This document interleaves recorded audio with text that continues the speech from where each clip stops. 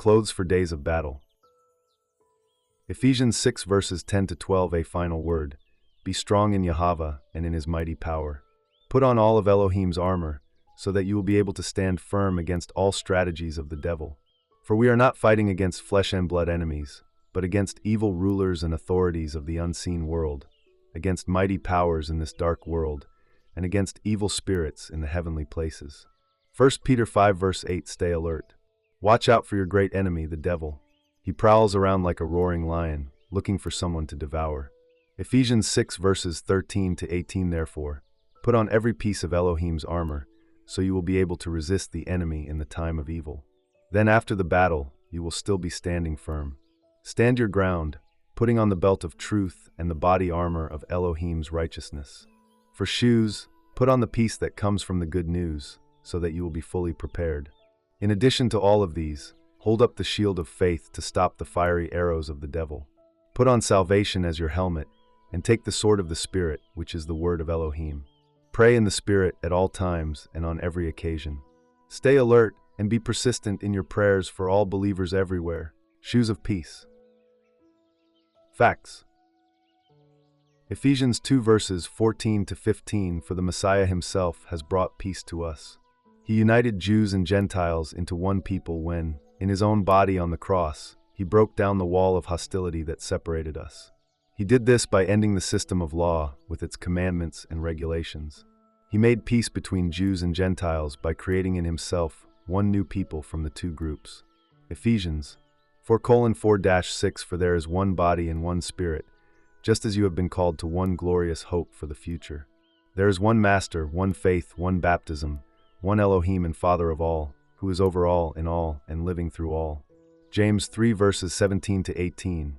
But the wisdom from above is first of all pure. It is also peace-loving, gentle at all times, and willing to yield to others. It is full of mercy and the fruit of good deeds. It shows no favoritism and is always sincere. And those who are peacemakers will plant seeds of peace and reap a harvest of righteousness. 1 Corinthians 14 verse 33. For Elohim is not a Elohim of disorder, but of peace, as in all the meetings of Elohim's holy people. Romans 14 verse 17. For the kingdom of Elohim is not a matter of what we eat or drink, but of living a life of goodness and peace and joy in the Holy Spirit. John 16 verse 33. I have told you all this, so that you may have peace in me. Here on earth you will have many trials and sorrows. But take heart, because I have overcome the world. John 14 verse 27. I am leaving you with a gift, peace of mind and heart. And the peace I give is a gift the world cannot give. So don't be troubled or afraid. Matthew 5 verse 9. Elohim blesses those who work for peace, for they will be called the children of Elohim. Matthew 11 verses 28 to 30. Then Emmanuel said, Come to me, all of you who are weary and carry heavy burdens, and I will give you rest. Take my yoke upon you. Let me teach you, because I am humble and gentle at heart, and you will find rest for your souls. For my yoke is easy to bear, and the burden I give you is light. Galatians 5 verses 22 to 23. But the Holy Spirit produces this kind of fruit in our lives: love, joy, peace, patience, kindness, goodness, faithfulness, gentleness, and self-control. There is no law against these things. Romans 8 verses 38 to 39. And I am convinced that nothing can ever separate us from Elohim's love. Neither death nor life, neither angels nor demons, neither our fears for today nor our worries about tomorrow. Not even the powers of hell can separate us from Elohim's love. No power in the sky above or in the earth below. Indeed, nothing in all creation will ever be able to separate us from the love of Elohim that is revealed in the Messiah, Emmanuel, our Master. Your part. Philippians 4 verse 9. Keep putting into practice all you learned and received from me, everything you heard from me and saw me doing. Then the Elohim of peace will be with you. Romans 8 verse 6. So letting your sinful nature control your mind leads to death, but letting the Spirit control your mind leads to life and peace. Ephesians 4 verses 2 to 3. Always be humble and gentle. Be patient with each other, making allowance for each other's faults because of your love. Make every effort to keep yourselves united in the Spirit, binding yourselves together with peace. Hebrews 12 verses 14 to 15. Work at living in peace with everyone, and work at living a holy life, for those who are not holy will not see the Master. Look after each other, so that none of you fails to receive the grace of Elohim. Watch out that no poisonous root of bitterness grows up to trouble you, corrupting many.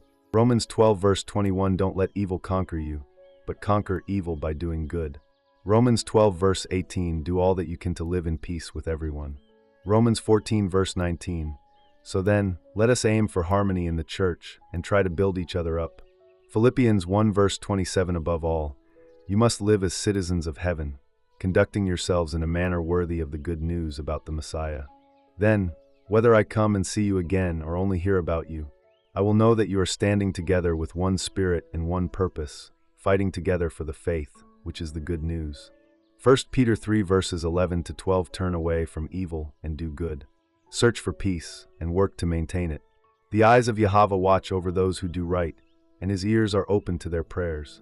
But Yahweh turns his face against those who do evil. Titus 3 verse 10, if people are causing divisions among you, give a first and second warning. After that, have nothing more to do with them.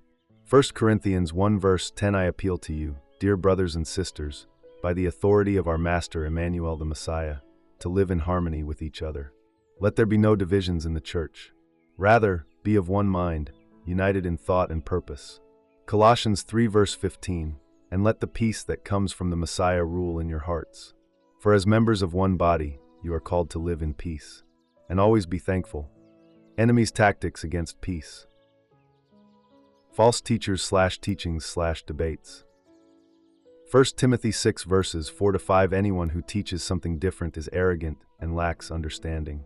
Such a person has an unhealthy desire to quibble over the meaning of words.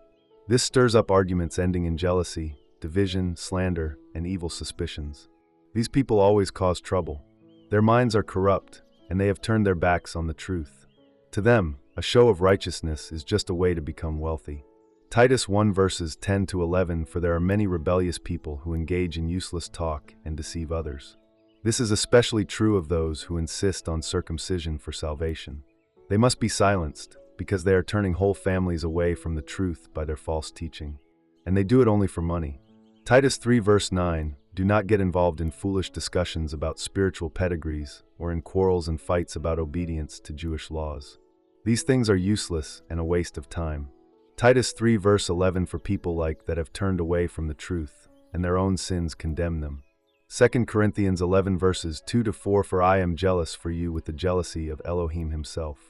I promised you as a pure bride to one husband, the Messiah. But I fear that somehow your pure and undivided devotion to the Messiah will be corrupted, just as Eve was deceived by the cunning ways of the serpent. You happily put up with whatever anyone tells you, even if they preach a different Emmanuel than the one we preach, or a different kind of spirit than the one you received, or a different kind of gospel than the one you believed. Jude 1 verses 18 to 19, they told you that in the last times there would be scoffers whose purpose in life is to satisfy their unrighteous desires. These people are the ones who are creating divisions among you. They follow their natural instincts because they do not have Elohim's spirit in them. Acts 15 verse 24, we understand that some men from here have troubled you and upset you with their teaching, but we did not send them. 2 Timothy 3 verses 5 to 9, they will act religious, but they will reject the power that could make them righteous. Stay away from people like that. They are the kind who work their way into people's homes and win the confidence of vulnerable women who are burdened with the guilt of sin and controlled by various desires. Such women are forever following new teachings, but they are never able to understand the truth. These teachers oppose the truth, just as Jans and Jambers opposed Moses.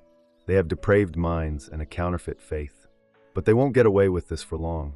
Someday everyone will recognize what fools they are, just as with Jans and Jambers. Hebrews 13 verse 9, so do not be attracted by strange, new ideas. Your strength comes from Elohim's grace, not from rules about food, which don't help those who follow them. 1 Timothy 4 verses 1 to 3, now the Holy Spirit tells us clearly that in the last times some will turn away from the true faith. They will follow deceptive spirits and teachings that come from demons. These people are hypocrites and liars, and their consciences are dead. They will say it is wrong to be married and wrong to eat certain foods. But Elohim created those foods to be eaten with thanks by faithful people who know the truth. 1 Timothy 4 verse 7, do not waste time arguing over unrighteous ideas and old wives' tales.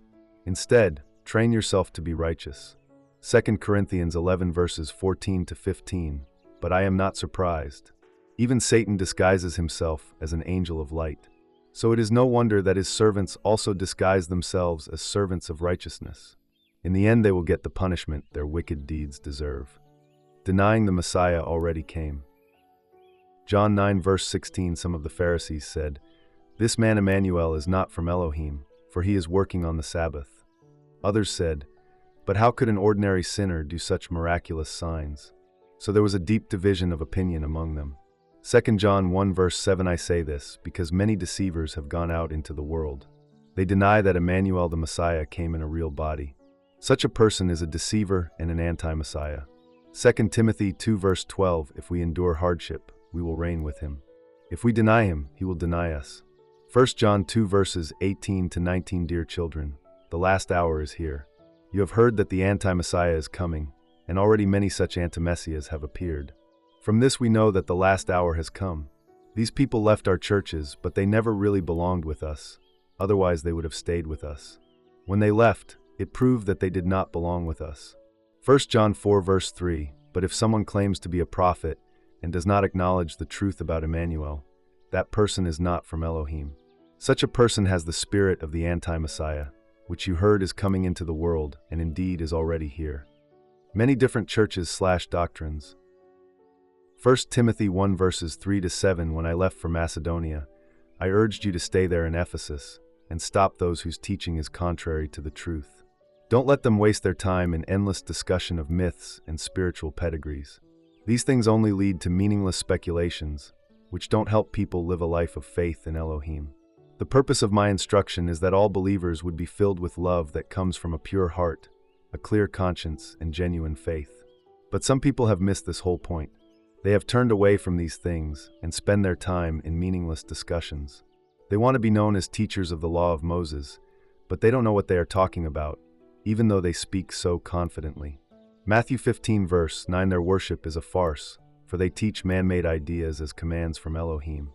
1 Corinthians 1 verses 11 to 13, for some members of Chloe's household have told me about your quarrels, my dear brothers and sisters. Some of you are saying, I am a follower of Paul. Others are saying, I follow Apollos, or I follow Peter, or I follow only the Messiah. Has the Messiah been divided into factions? Was I, Paul, crucified for you? Were any of you baptized in the name of Paul? Of course not. 1 Corinthians 11 verses 18 to 19 first. I hear that there are divisions among you when you meet as a church, and to some extent I believe it. But of course, there must be divisions among you so that you who have Elohim's approval will be recognized. You are the temple. John 4 verse 23, but a time is coming, and has now come, when the true worshippers will worship the Father in spirit and in truth, for the Father is seeking such as these to worship him. And the Holy Spirit is your teacher. 1 John 2 verse 27, but you have received the Holy Spirit, and he lives within you, so you don't need anyone to teach you what is true. For the Spirit teaches you everything you need to know, and what he teaches is true. It is not a lie. So just as he has taught you, remain in fellowship with the Messiah. John 8 verse 32, then you will know the truth, and the truth will set you free.